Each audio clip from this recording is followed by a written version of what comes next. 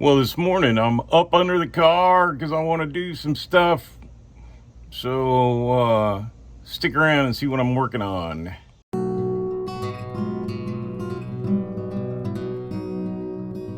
So anyways, I purchased a new transmission fluid pan that's supposed to add capacity and help with the cooling of the transmission.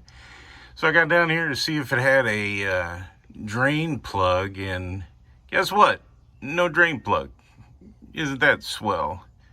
And that's my sarcastic tone.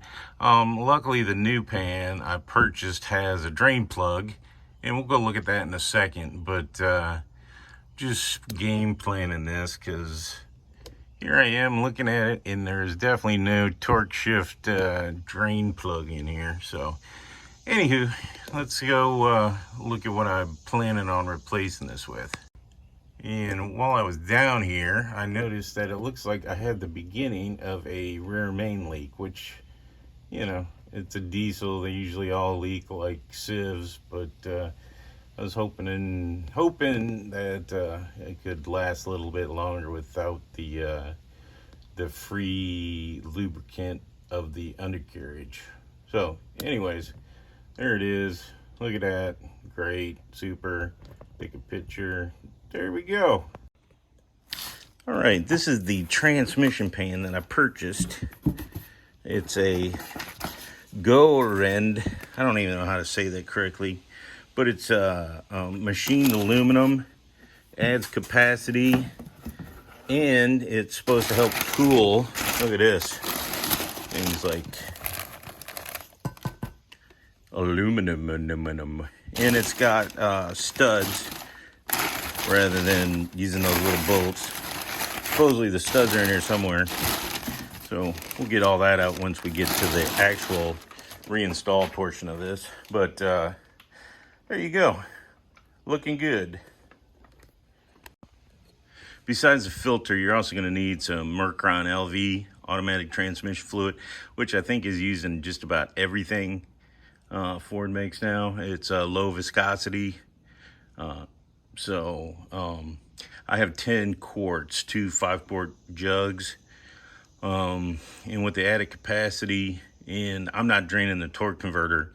I'm just dropping the pan, changing the filter, and reinstalling the new pan. It probably should be at about 9 quarts, so I'll put 9 in, and then I will check it, and then if I need to add any more, I will. All right, so I am gonna start, and I'm gonna try and take all the 8mm bolts out and leave the back to come down so that most of the fluid should drain out through the back, and then we'll go from there. But it's gonna be messy, which is why I got the cardboard. Probably not enough cardboard, but we're gonna give it a shot, and I'm gonna just run through this pretty quick, and you can watch me probably make a huge mess. So here we go.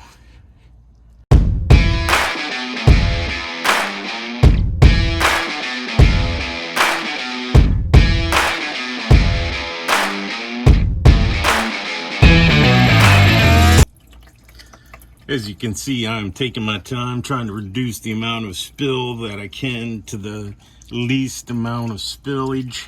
I'm still getting some splashing, but typically, if you've watched any of my other videos, I usually am like Dennis the... Ooh, and then the wind picks up. That's different. Thanks a lot, Mr. Wind. But, all right, while you're away, I continue to take the bolts out on the other side. And as you can tell, it's sort of stopped. But like I said, I'm taking it slow to try and keep the mess to a minimum. So now I'm going to take these off. And as you can see, I loosen them up just so that the end towards the front is solid. So it's got something to pivot on. So I'm moving forward, taking the bolts out, and then the back is tilting down and allowing the fluid. But as you can see, it's got this sump portion of the pan. So there's going to be quite a lot still in there. So that's why I'm trying to take it as easy as possible. Because, like I said, I got a history of making giant messes. So, all right. So I have one bolt in the front and this one in the back that just came out. So now I'm supporting the back, and I'm gonna let it go, but I think I gotta loosen that back one a little, or the front one a little bit more. But I don't want to over loosen it, because then I'm gonna drop it and make a huge mess. So let me see if I can coordinate this for my. There we go. Look at that. Almost like I know what I'm doing. Which I should remind everybody, I am not a mechanic by trade. I just like to do this stuff to make sure it gets done the way I would like it done. Hopefully this helps you out a little bit and you can save a buck, because I can't even imagine how much the dealership would pay, or you would have to pay the dealer to do this. They got some machine probably that vacuums it out, and then they charge you a couple $100 and they don't even change the filter. I'm just guessing. But anywho, so the other thing with this, once I get it off, there's a reusable gasket. It says right here on the thing, it says Pan is equipped with a reusable gasket, so if you don't damage it, you don't have to replace it. I have an extra one on hand just in case I damage it, so that I'm not like down and out while I'm waiting for the gasket to come in. So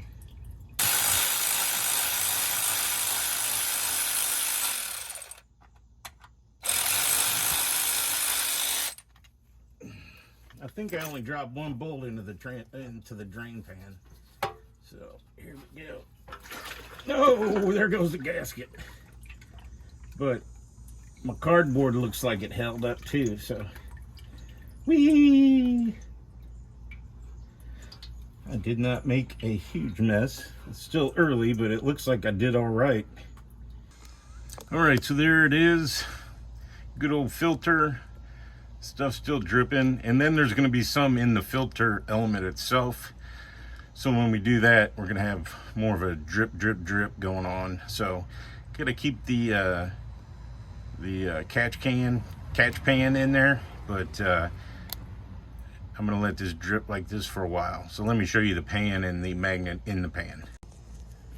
All right, so there's what it looks like in my pan. And it has very little metal on the, I'm pretty happy with that. I've got almost, I think 42,000 miles on it. I think you're supposed to change these every 30, but it's gone 42, but there's like hardly anything in the bottom of the pan, and very little metal on the magnet. So that's a good thing. That's a good thing. So, and I'm not going to have to clean the pan up, because like I said, I'm putting that replacement one in. So all right, so got the pan off. All I have left is the filter. I think there's 3 bolts on the filter, and 2 of them are the same length, which are the 2 towards the front, and the rear one is a long one. So, and again, it's got where the pickup goes in, it's got a rubber gasket. So make sure make sure you get that when you take the filter off, because if you have that one and another one, you'll probably have issues if you have them both still in there. So right now I am going to take this out, and you will see me try to avoid making a mess, because again, there are fluids in here. So let me go to town. 8mm bolts, like I said. The long one is in the back. And then you can these. So don't keep nuts. Here one. Break there. So let me move around. All right, like I said, the other short one is over here. I'm gonna try and be more careful so that I don't make a mess or drop it into the drain pan. Okay, it is loose. You guys, the other short one, the long one, is over here.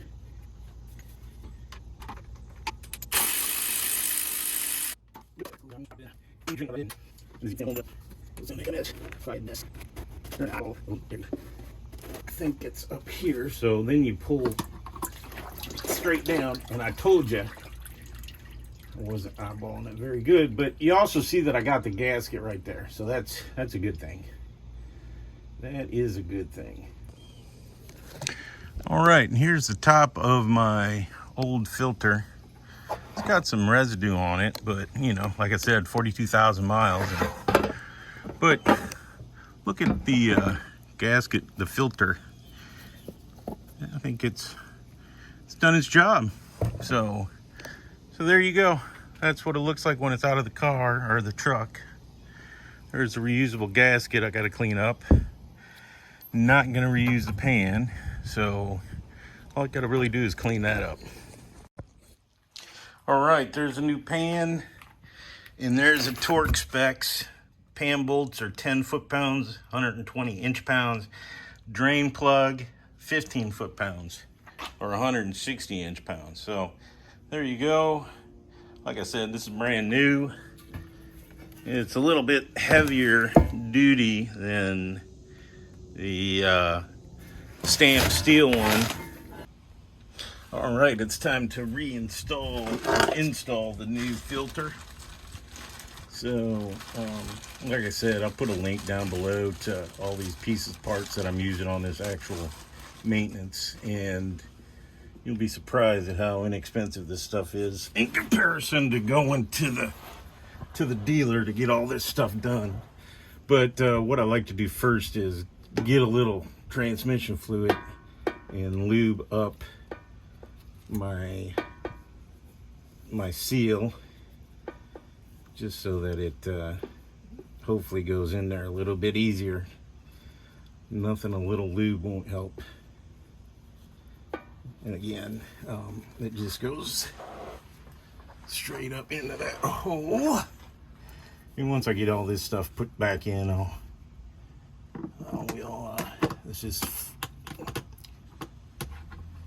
there's where it goes, and it just goes right in there. So there you go.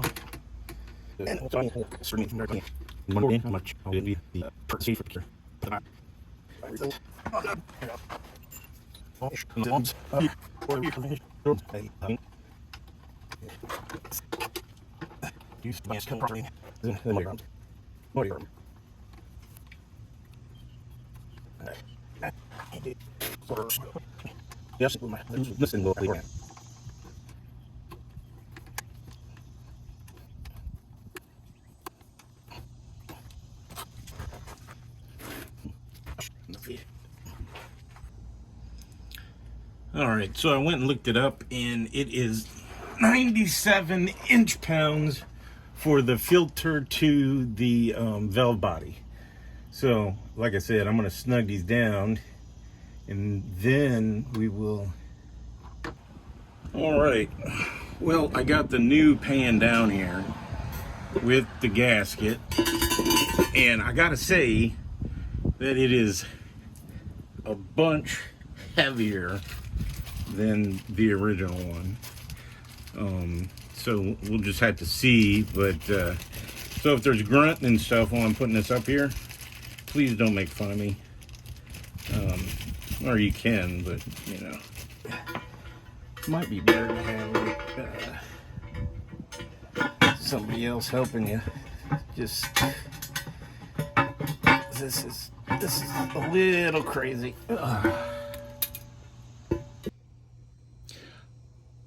I just wanted to say that when you're in your mid-50s and you still want to work on your car, do things smarter, not harder. This replacement trans pan, I don't know if I'm allowed to say trans, but anyways, it weighed a considerable bit more than the cast or stamped steel. So I was having a hard time holding it up and putting bolts in, and so I said, let's work smarter, and that's what I did. I worked smarter. All right, so I'm working easier, not but smarter rather than harder. That's it. So I'm going to take this jack out of the way, and then I'm going to continue putting the bolts in. So one of the things is it's supposed to be torqued down. Unfortunately, I cannot find my 3/16 Allen wrench socket. So I will re-torque it eventually, but I just want to put that in there that I realize I'm supposed to torque it. I just can't find that particular socket, so I'm going to use a key drive to install.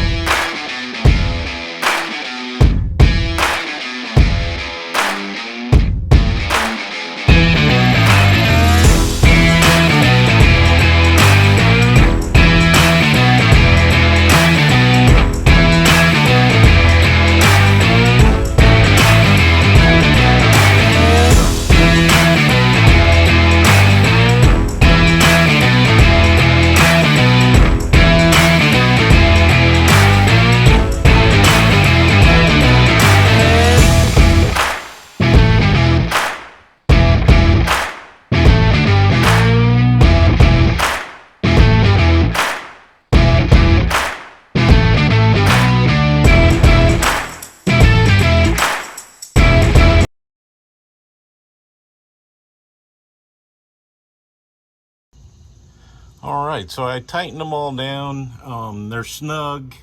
I didn't want to chance breaking any cast aluminum on either piece, so they probably need to be torqued a little more, but I erred on the side of caution. So it's installed. It looks really good. I don't even know if I have a socket that big for the drain, but I will go look, and then we will refill it with, I'm gonna put 8 to start, and then we'll go from there. 8 quarts. All right, so we got the pan installed. I just wanted to show you real quick, if I can get it to stop jerking around, how to read this once you do it. Do not fill past this. You gotta check it when it's hot, and it should be somewhere in where all these bubbles are. So that's how you know if it's right or not. All right, so the fill goes in there. As you can tell, it's not a very good angle to pour a 5-quart jug of low viscosity transmission fluid in. So I've stuck it in, and then I used a nice piece of snap-on 2x4 to make sure that it stays in the right place while I'm pouring. So like I said, I'm gonna put like 8 quarts in, and then we will start it up, check it, and add more if we need to. So let me get the fluid, and we will go from there. All right, here we go. This is another opportunity for me to make a mess, but I'm gonna try not to.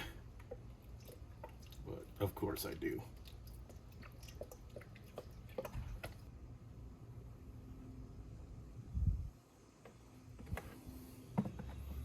All right, there's 5 quarts. All righty, I put just a little under 8 quarts in. Now I'm letting it drain down a little bit. Then I'm gonna put the dipstick in, and then I'm gonna start it up. So I'll bring it back then. All right, I'm gonna start it up, and hopefully I don't get any leaks down here.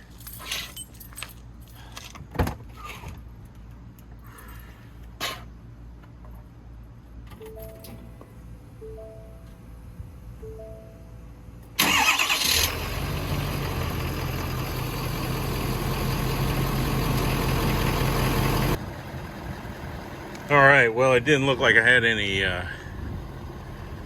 leaks, so that's good. I'm gonna check how much is in there, and then we'll go from there.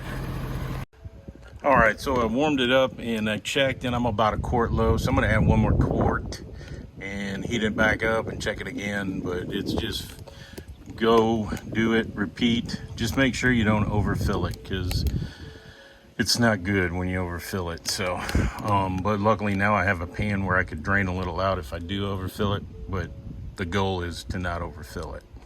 So I've been out there working on this, and that's what it says the temperature is. I don't know if I believe it, but I know it's hot and it's muggy because it's South Louisiana. So but it looks like we got our transmission fluid temperature. I'm gonna drive it, fill it up with some diesel, check it while I'm there. All right, so there you go. Again, I bought that transmission pan. It wasn't even offered to me. I am going to give you an update on how it does pulling my fifth wheel.